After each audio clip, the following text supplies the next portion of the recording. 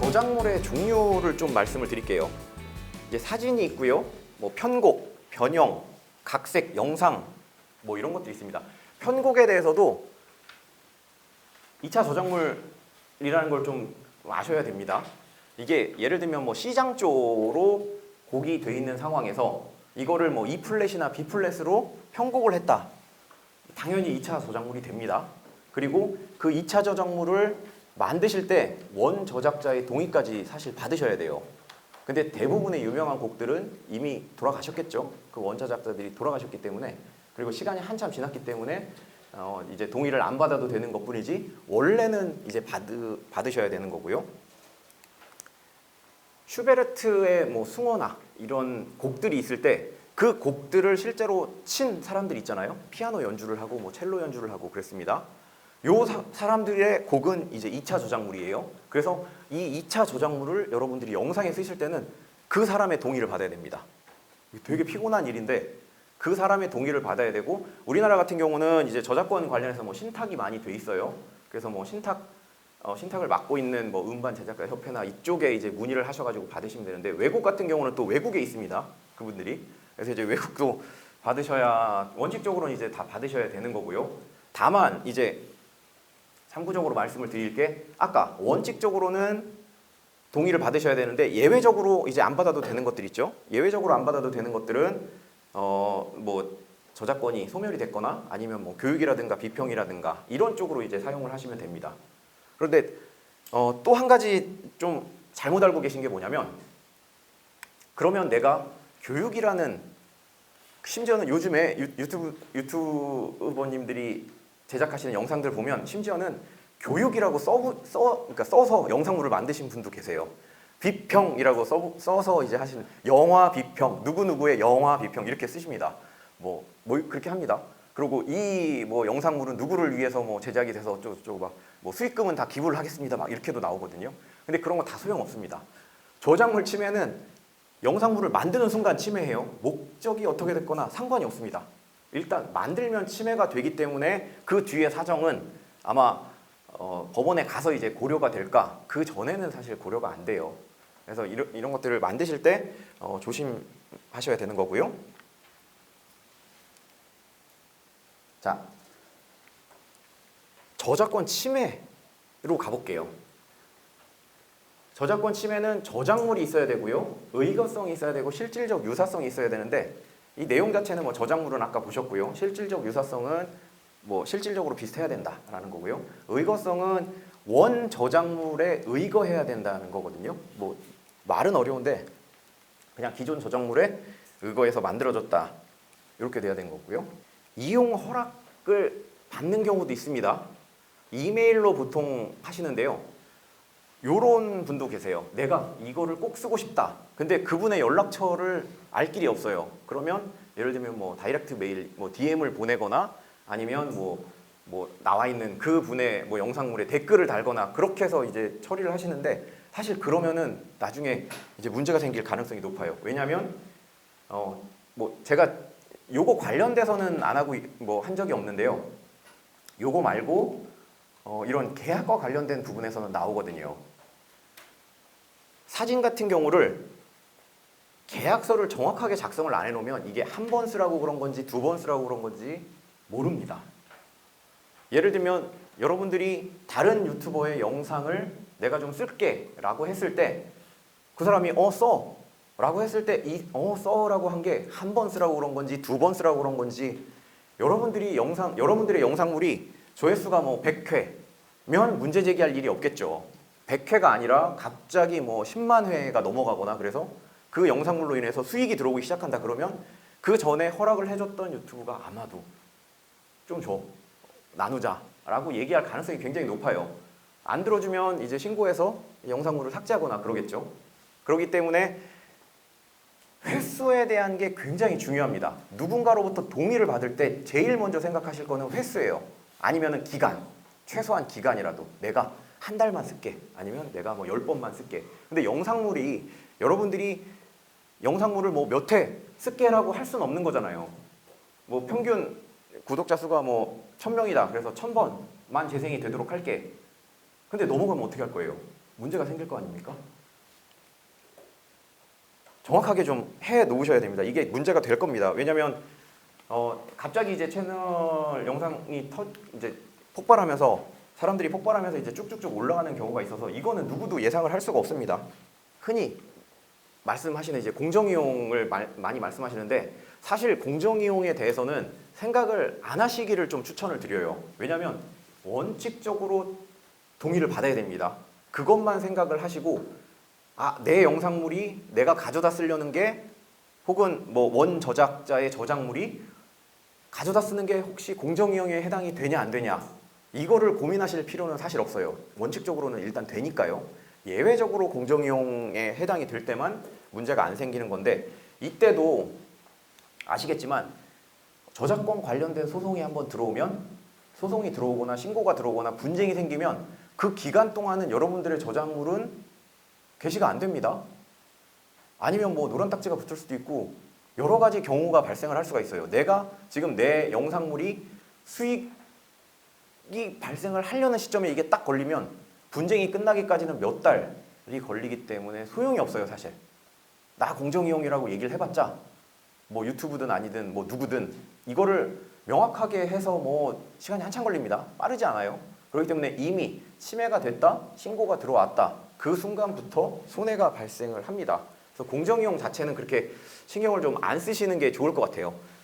다만 공정이용에 대해서 명시를 해놓는 건 좋습니다. 뭐 예를 들면 영상물 하단에 내가 만약에 이런 걸 썼다 그러면은 정확하게 하는 거죠. 내가 공부 좀 했는데 내가 지금 영상 이거 쓰는 거 뭐 예를 들면 이거는 시사 보도를 위한 인용이거든. 요거 그러니까 뭐 신고든 뭐든 뭐 네가 하고 싶으면 하는 건데 일단은 나한테 좀 물어봐라. 내가 설명을 해줄게. 라고 하면서 공정이용을 체크를 해놓으시는 그 요즘 보시면 영상물에 하단에 조그맣게 달려서 나가는 분들 계세요. 저한테 이제 그러니까 제가 이렇게 저한테 이제 물어오시거나 아니면 그러시는 분들한테는 제가 그걸 좀 달아놨으면 좋겠다 그래서 요즘 좀 다시는 분들도 계시고 그래서 의외로 그게 달려 있으면은 함부로 신고하거나 그러지 못합니다. 그리고 예를 들면 신고가 돼서 게시물이 이제 정지가 됐다라고 하면 이의 신청을 하잖아요. 이의 신청을 할 때 그 영상물 자체를 딱 해서 보내주셔도 돼요. 아니 이건 공정이용 이걸로 해서 내가 여기에 이제 적어놨다. 화면 캡처해서 이제 보내면 의외로 그게 또 빨리 받아들여질 수도 있고요.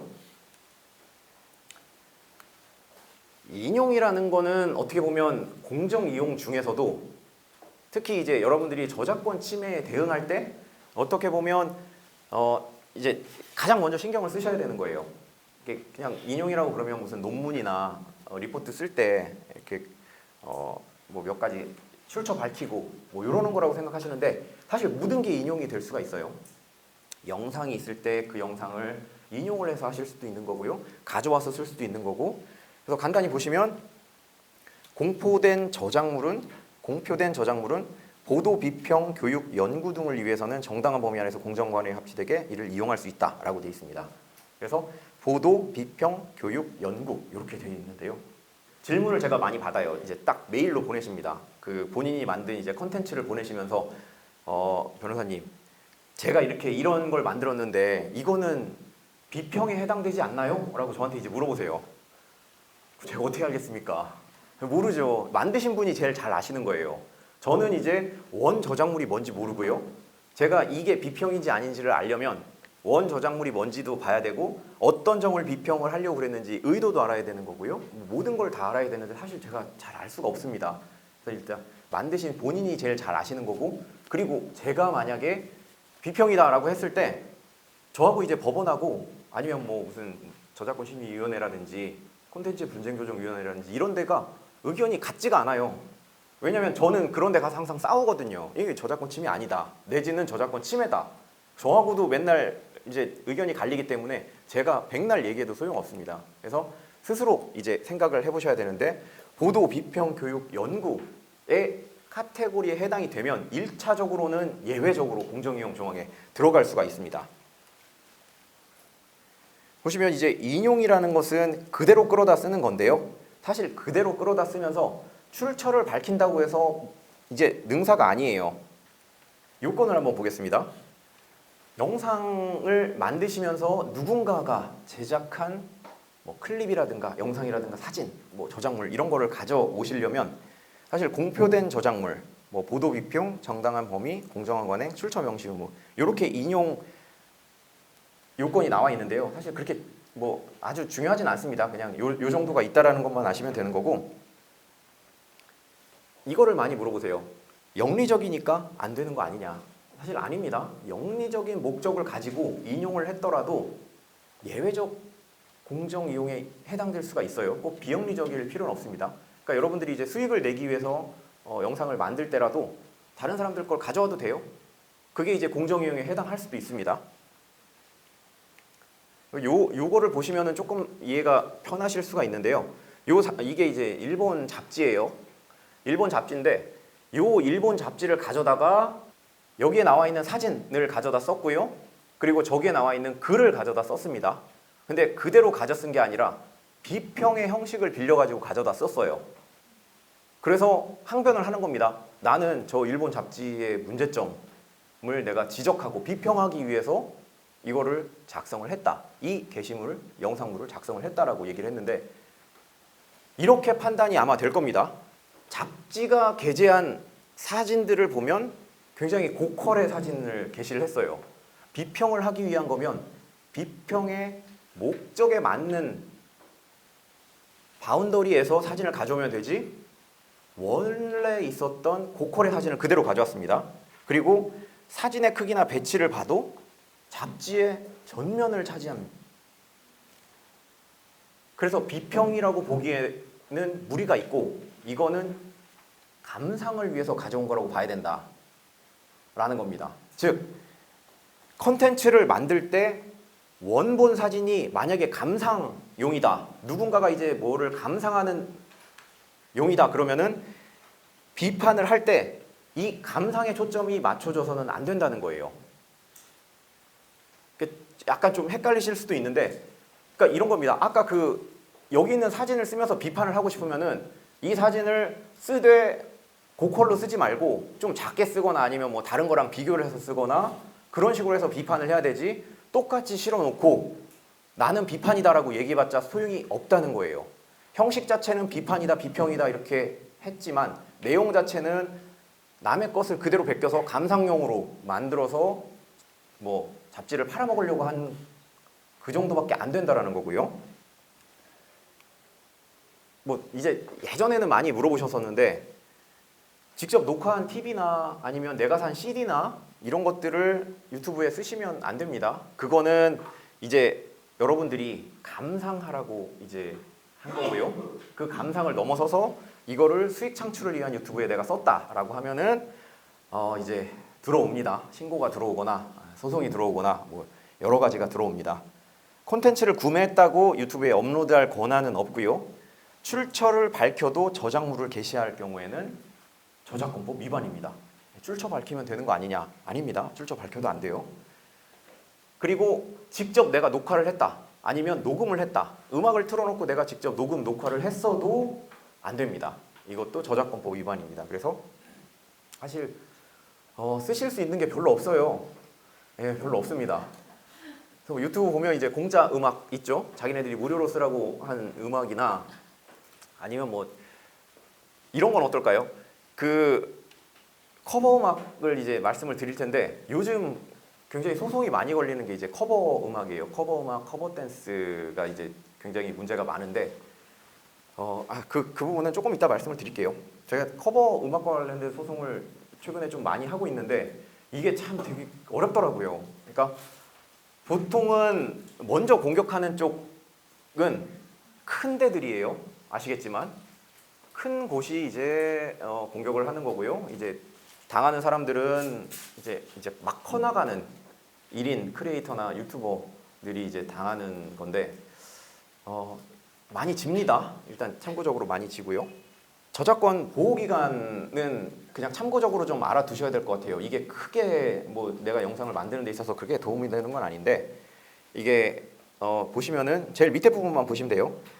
1963년에 사망한 사람의 저작권은 원래대로라면 2013년에 종료가 되는데 이게 2013년 7월 1일 날 개정이 됐습니다. 그러면서 이제 20년이 늘어났고요. 그 내용입니다. 그래서 이게 왜 문제가 되냐면 실제로 이게 소송은 아니고요. 지금 이제 내용 증명이 날라온 상황인데 보헤미안 랩소디 아시죠? 최근에 굉장히 유명한 영화입니다. 보헤미안 랩소디의 영상을 이제 많이 가져다 쓰셨죠? 엄청나게 나옵니다. 검색하면 무지무지하게 나오는데 보헤미안 랩소디가 애매해요. 왜냐면 지금 프레디 머큐리가 지금 죽었죠? 저작권은 원래 70년 보호가 됩니다. 그래서 지금도 끝난 상황은 아닌데 이게 어떻게 생각을 하시냐면 저작권자가 죽었다. 그리고 그때부터 이제 70년을 계산하시는 분은 아무도 없어요. 일단 그냥 쓰시는 분들이 제일 많고요. 그리고 영상 자체에 대해서 약간 좀 헷갈려 하시는 분들이 있어요. 음악 자체는 보헤미안 랩소디라는 이 퀸이 만든 음악 자체는 노래 부른 사람이 있고요. 작사, 작곡 되게 많습니다. 이 사람들이 다 저작권을 가지고 있어요. 한 명이 가지고 있는 거 아닙니다. 정말 너무 많아요. 너무 많아서 저작권 기산되는 시점은 이 사람들이 마지막으로 죽은 사람 때부터 시작을 하는 거예요. 지금 퀸에 살아있는 사람이 있습니다. 있죠? 이 사람 아직 안 죽었기 때문에 아직 저작권 소멸이 시작되지도 않았어요. 쓰면 안 되는 겁니다. 다만 영상 같은 경우에는 영상은 더 많습니다. 영상은 무대를 꾸민 사람들도 저작권을 가져요. 안무를 짠 사람도 가지고 커튼 내리는 사람도 가지고 커튼 내리는 거 되게 중요합니다. 그 마술쇼나 이런 거 보면은 이걸 언제 내리느냐에 따라서 관객들 호응이 달라져요. 그래서 그 사람들도 내 저작권을 주장을 합니다. 우리나라 말고요. 외국에서는 이제 주장을 하는데 그러면 거기 있는 사람들이 누가 누군지도 모르고 찾지도 못하겠고 그런 경우에는 공표한 때부터 70년이에요. 그러니까 내가 방송을 했다. 그러면 그때부터 이제 시작이 되는 겁니다. 그래서 옛날에 있었던 영상을 이제 역산해서 갖다 쓰시는 뭐 그런 걸 이제 물어보세요. 사실 그런 걸 물어보는데 일단 70년이라는 걸 먼저 알아두시고요. 이제 안 죽은 사람도 있기 때문에 그걸 쓰시면은 걸릴 가능성이 높다는 거. 대표적으로 이제 외국에서 좀 문제가 됐던 게 요 사건인데요. 이제 푸와 미키 마우스죠. 사망 후 70년이 지나면 이용이 가능합니다. 그런데 아까 말씀드렸다시피 기존 사후 50년이었는데 2013년 7월 1일부터 사후 70년으로 연장이 됐어요. 그래서 62년에 저작자가 죽으면 2012년 12월 31일 날 소멸이 됐는데 1년 차이로 63년 사망한 저작자의 저작권은 20년이 연장이 됩니다. 왜냐하면 63년에 사망했을 경우에는 2013년 12월 31일이 소멸이 되는데 그 6개월 전인 2013년 7월 1일 날 50년을 70년으로 늘리는 식으로 개정이 됐어요. 그래서 늘어났습니다. 2033년 12월 31일까지로 늘어났죠. 곰돌이 푸 같은 경우에는 후라고 써놨는데요. 푸 같은 경우에는 56년에 저작자가 사망을 했고요. 그래서 2006년에 이미 만료가 됐습니다. 그래서 이거는 아무 때나 갖다 쓰셔도 되는데 미키마우스 같은 경우는 66년에 사망했고요. 원래 2016년 만료인데 20년 연장돼서 2036년까지 존속이 됐습니다. 아시다시피 디즈니 같은 경우는 쓰면은 거의 즉방입니다. 아실지 모르겠는데 이게 유튜브도 그렇고요. 모든 이제 그 인터넷에 있는 어떻게 잡아내냐면 개인이 수동으로 잡아내는 경우도 있는데요. 보통은 이제 봇이라고 그러죠. 프로그램이 있습니다. 이 프로그램이 돌아다니면서 유사한 거를 딱딱 집어내서 알려줘요. 유튜브도 마찬가지입니다.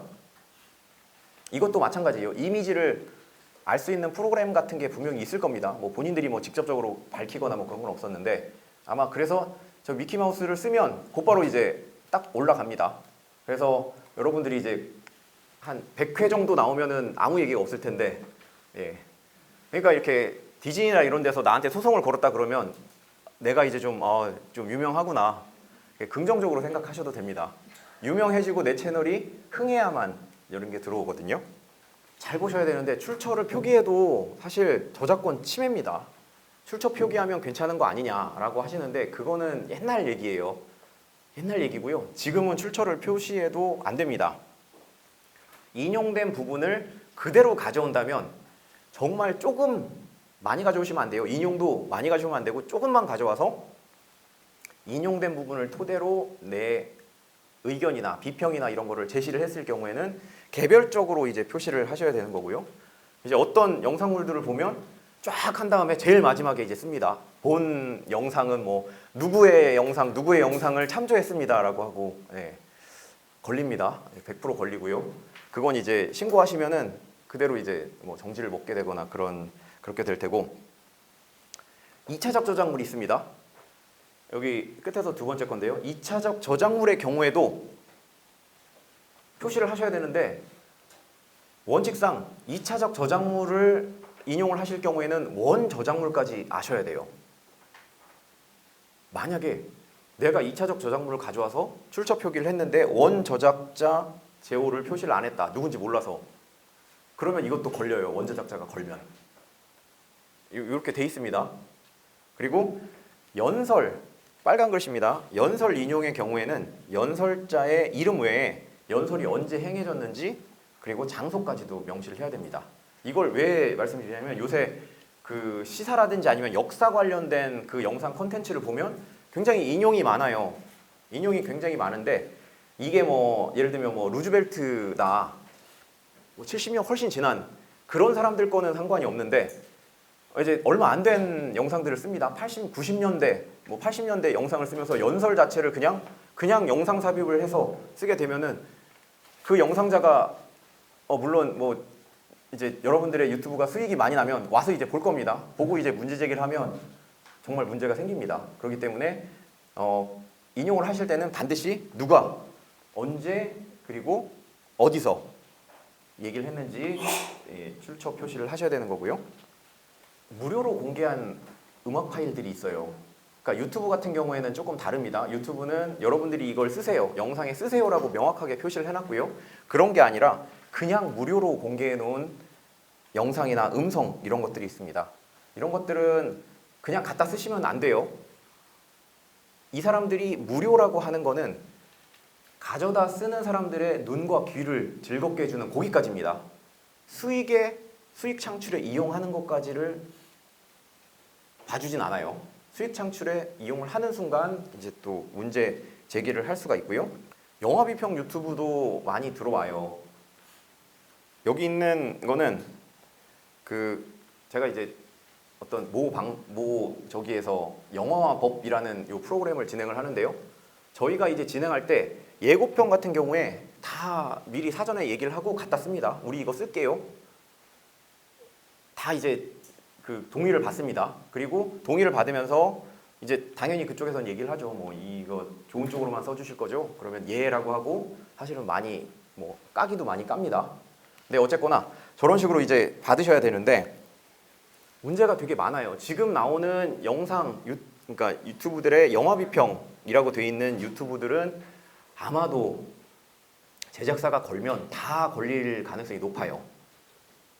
일부 걸리지 않는 것들은 이때 대부분 다 걸릴 가능성이 높은데 이게 뭐를 보셔야 되냐면 제일 마지막에 제가 해놓은 것처럼 뭐 주종 관계를 보셔야 되는 거예요. 원래 원저작자, 그러니까 원래 영화가 주가 되고 내 이제 컨텐츠가 종이 된다. 이 개념으로 보셔야 되는데 이거는 양의 개념은 아닙니다. 양의 개념은 아니고요. 내용으로 들어가셔서 보셔야 되는데 사실 어떤 영화를 망치려고 생각을 하신다면 30분 동안 영화를 그냥 틀어주면서 정말 궁금한 핵심적인 내용은 빼고 30분 동안 영화를 틀어주고 딱 중단을 해요. 그러면 이 영상을 보는 사람들은 영화가 궁금할 거 아닙니까? 그런 경우가 있고 어떤 경우는 한 2분, 10초 정도밖에 안 되는 짧은 클립인데 영화의 핵심적인 거를 쭉 얘기를 해버리고 그냥 뚝 끝내버려요. 더 이상 영화가 궁금하지 않게 되는 거죠.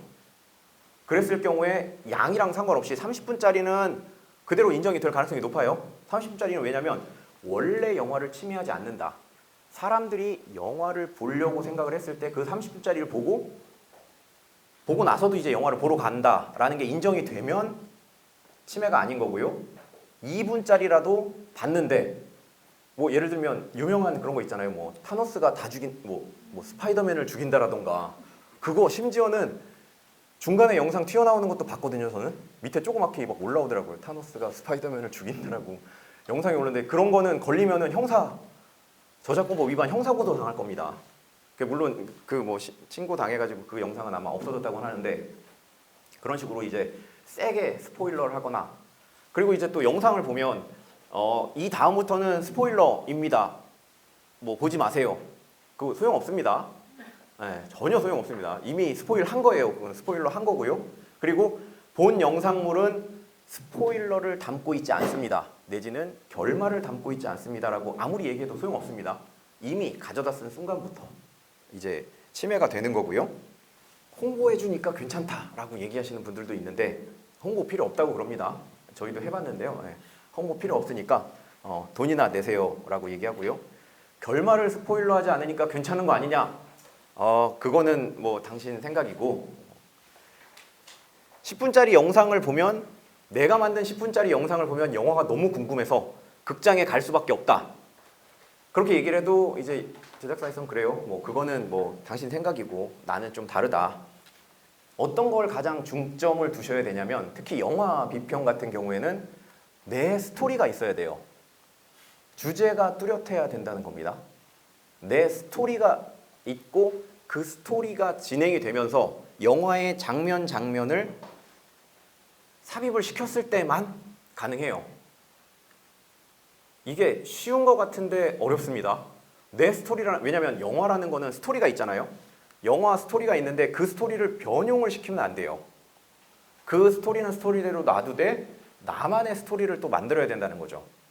결국에는 제일 쉬운 건 이제 비교가 될 거예요. 뭐 예를 들면 최근에 나온 조커 같은 경우에는 이제 조커가 있고요. 그리고 예전에 나왔던 조커가 또 있지 않습니까? 뭐 잭 니콜슨이 연기했던 조커도 있고 이런 조커들을 비교를 하면서 현재 영화의 줄거리를 소개를 시켜주면서 계속 이제 변용을 주면은 상관이 없습니다. 오히려 그런 것들이 영화에 대한 굉장히 그 영화를 더 보고 싶게 만들어 주는 거거든요.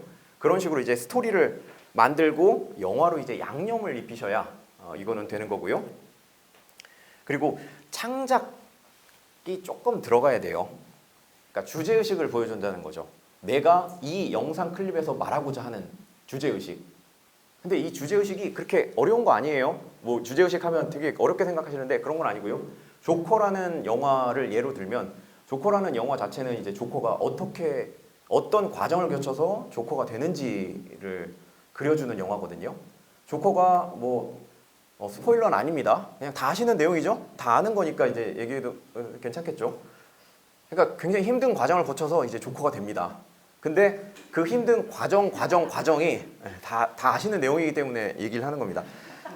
힘든 이 과정이 잘못한 사람이 있는 경우도 있고요, 없는 경우도 있습니다. 우리가 흔히 사회생활을 하면서 내가 이제 억울한 일을 당할 때 이 억울한 일을 만든 사람이 있는 경우도 있고 만들지 않은 경우도 있어요. 그냥 사회적인 전체적인 분위기가 그렇게 되는 경우도 있는데 예를 들면 그 중에 하나를 찝어서 내가 생각할 때 조커는 뭐 예를 들면 얘 때문이다. 얘가 이렇게 했기 때문에 조커가 이렇게 됐다라던가 그걸 이제 주제의식으로 삼으면 됩니다. 감독이 얘기하고자 하는 것들이 여러 개가 있는데 조커가 그 상황에 처할 수 있는 여러 가지 상황이 있는데 내가 생각할 때는 그 중에서 이게 직접적인 영향을 끼치고 나머지는 간접적인 영향을 끼칠 거다. 사실 이게 줄거리거든요. 줄거리임에도 불구하고 내가 나만의 스토리를 만들고 감독이 얘기하는 것 중에 하나를 찝어서 이게 난 더 중요하다고 생각해. 다른 것들은 다 뭐 부가적인 것들이야, 간접적인 것들이라고 얘기를 하는 거면 내 주제의식과 창의성을 드러내는 거거든요. 어렵지가 않습니다. 그래서 구성 자체를 그렇게 하시면 돼요. 그래서 생각을 조금 해보시면서 이걸 나가시는 게 좋고요. 이거는 이제 직캠입니다. 직캠 찍으면 큰일 나죠. 아시죠? 직캠을 찍으면 이게 문제가 뭐 한두 개가 되는 게 아니에요. 사실 저작권 문제도 되고요. 초상권 문제도 되고 물론 공인이기 때문에 초상권 문제는 좀 덜해질 수 있는데 스포츠, 내지는 이런 콘서트에서 영상을 찍으면 요 사람들 외에도 주변 사람들이 막 찍혀요. 그 주변 사람들은 초상권을 다 가지고 있습니다. 그렇기 때문에 직캠 자체는 정말 위험해요. 그래서 직캠은 가능하면 안 쓰시는 게 좋고요. 물론 이제 직캠 같은 경우에도 그냥 저렇게 찍어 놓는 건 원저작자의 저작물을 그대로 침해한 게 되지만 뭐 현란하게 카메라 줌을 당길 수도 있어요. 막 이쪽 당겼다 저쪽 당겼다. 내가 이제 할 수 있죠. 막 흔들면서 그렇게 되면 2차 저작물이 되긴 됩니다. 내 거는 2차 저작물이 됐는데 그럼에도 불구하고 아까 말씀드렸다시피 원저작자의 동의를 받으셔야 되는 거니까 어쨌거나 저작권 침해라는 점은 이제 논의의 여지가 없고요. 여기서 또 말씀드릴 거는 저작권 침해가 문제가 된다는 게 노래만 문제가 되는 거 아니에요. 말씀드렸죠? 연출, 무대 장치, 안무 다 문제가 됩니다. 그래서 저 사람들이 똘똘 뭉쳐가지고 여러분들을 이제 저작권 형사고소 하면 뭐 이거 엄청나게 나갑니다. 그 한 번 영상 잘못 올렸다가 건당 100만 원씩 물어준다고 해보세요. 여기 지금 한 20-30명 저작권자가 있을 텐데 그 사람들이 다 들어올 수가 있습니다. 그러니까 이제 직캠은 안 올리시는 게 좋고요.